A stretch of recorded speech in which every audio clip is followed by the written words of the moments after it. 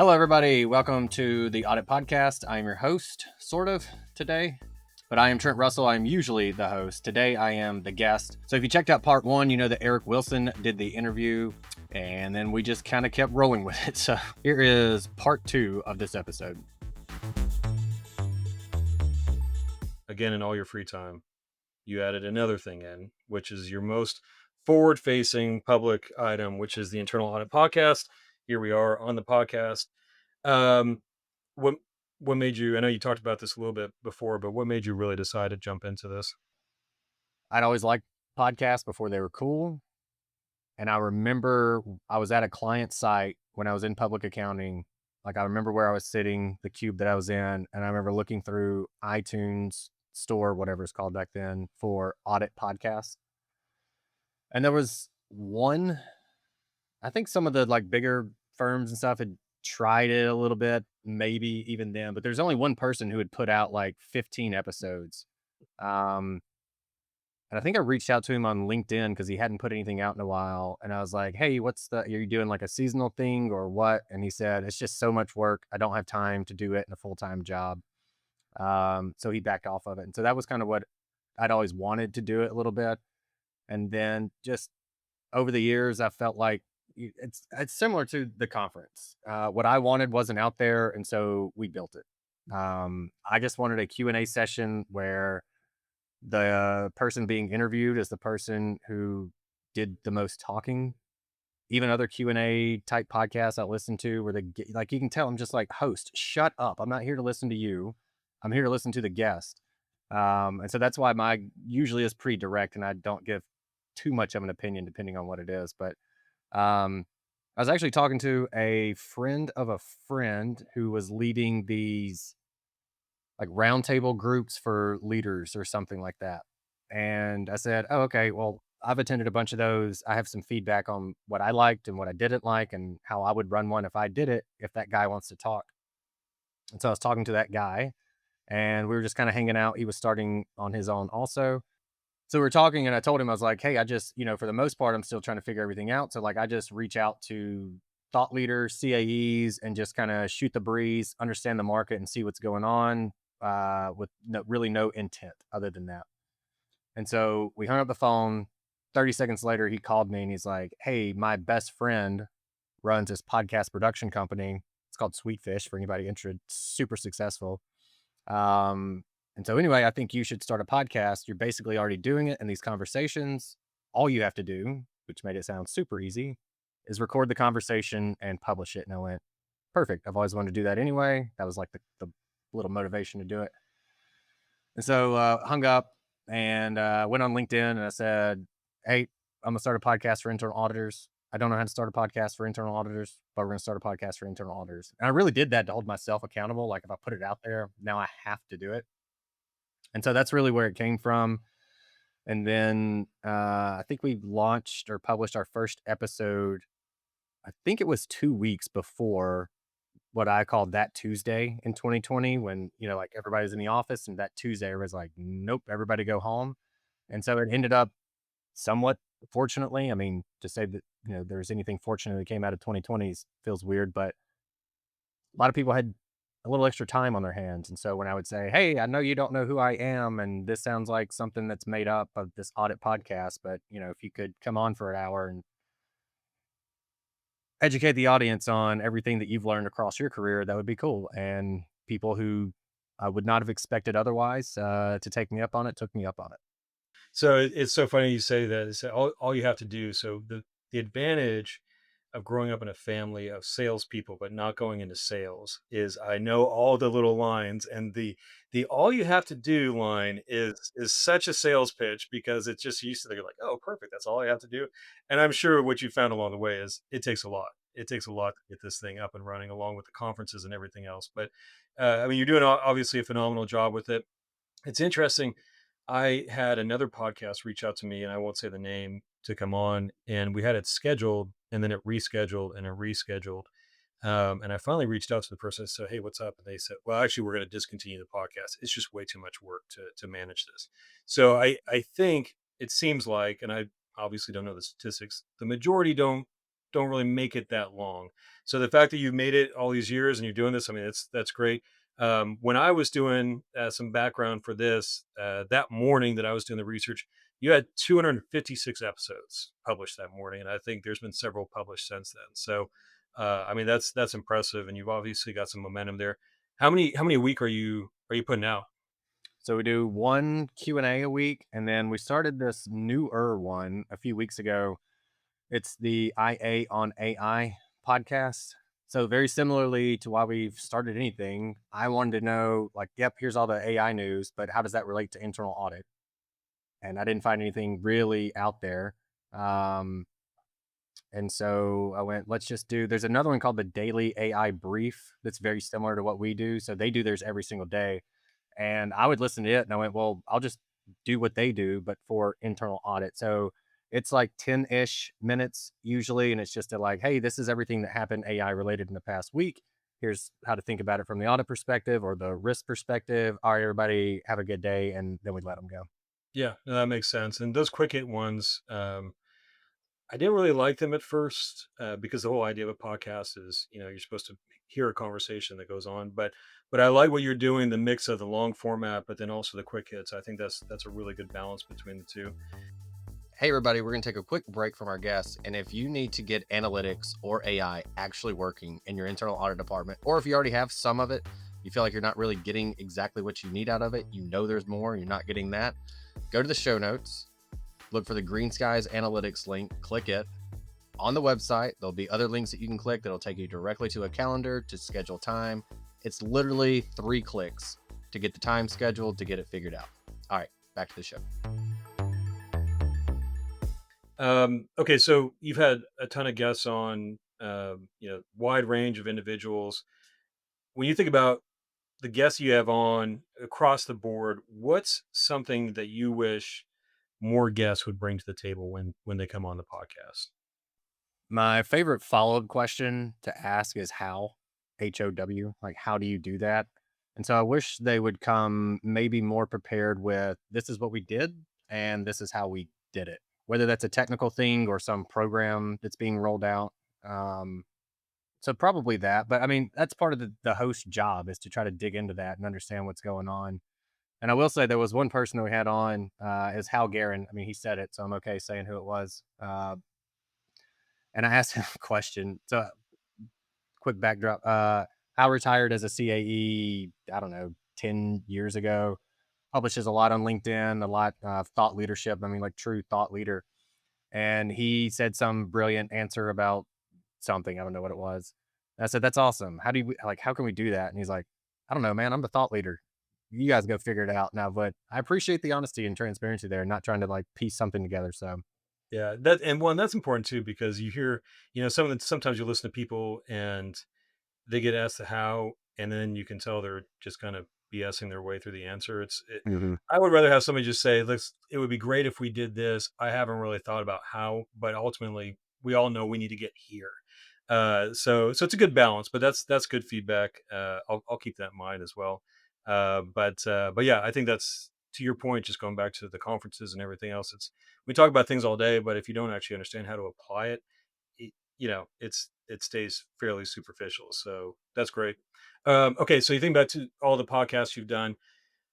Are there any that are particularly memorable to you, or anything that really stands out as being surprising or insightful that somebody brought up during a podcast?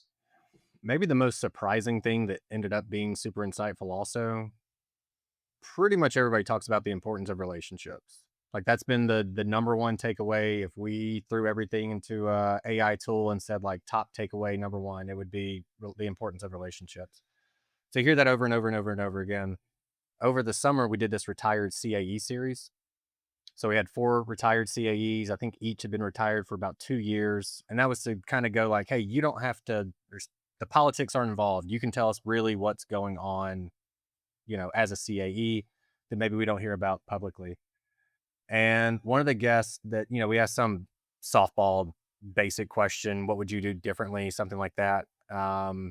Which I didn't even want to ask. I was like, this is the lamest question. But they said I would double down on relationships. And I went, for whatever reason at that point, I went, holy, yeah, of course. Like And of course, what he meant by that is, yeah, we always talk about relationships, and I think very few people do it with intent. It's just kind of like natural, or like it's the typical water cooler saw you on the elevator, or something like that. But I think when you do it with intent, it makes a significant difference. And so that's since that episode, so for the past 4 months, we've doubled down on relationships. Nice. Okay, so I'm gonna put you on the spot here. Name drop. If there was one person that you could get on your podcast, who would it be?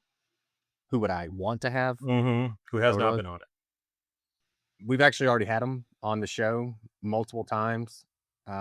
So when this person left their full-time position and kind of semi-retired, I'd reached out to a couple people from their organization and they'd all shot me down. I mean, it was like either they didn't reply or it was just a no. And I went, okay, they must have some kind of policy that they can't do this. And so um, I saw where this person had retired and I went, sweet, now we can have them on maybe.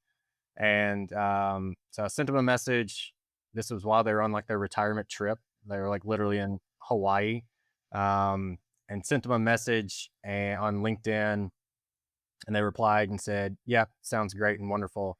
And so that was Richard Chambers, and so we've since had him on multiple times, and he's become a mentor and a friend, and so that's why I'm, even more grateful for that first time that he came on. And I'll be honest, like I really didn't know his whole story. He spoke at the Chartered IA event that I was emceeing, and so I was like, "Yeah, let me go." I've heard most of what he's said before, but I was like, yeah, I'll just go. If I know somebody that's speaking at a conference, like if I know them, I just go sit in the audience just out of support, regardless if I care about the topic. And so I went, and he told like his kind of his career story and where he started out and where he ended up, and it's insane. Like he is a stud. He had, I think, when he was like 32, he had like 300 auditors under him, under some like government agency. He reported to Colin Powell was his boss. There's some kind of thing that only five, I think it's five citizens get to go to this like master's graduate program. And like, I think it was Colin Powell who like recommended him to go to it. And so he went and that's where he learned about, I think it was like international studies. So that then prepped him to be this global IIA icon that ended up being, and like the relationships he was able to build. And I didn't know this.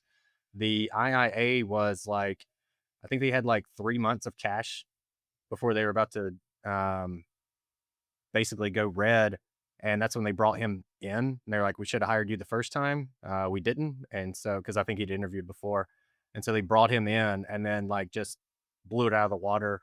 And then all the things he's done for audit board. So, um, yeah, definitely Richard coming on as frequently as he has also is that was like my go-to. That was who I wanted, I guess, the most. Yeah, no, that's great. Richard's a good guy. I had the chance to hear him talk a couple times when I've served on committees for the IIA, and he was still over it, and he would talk at our committee meetings and things like that. And it was like you said, it was a fascinating background story there. So, okay, Yeah. where can people find your podcasts if they want to listen to them or watch them?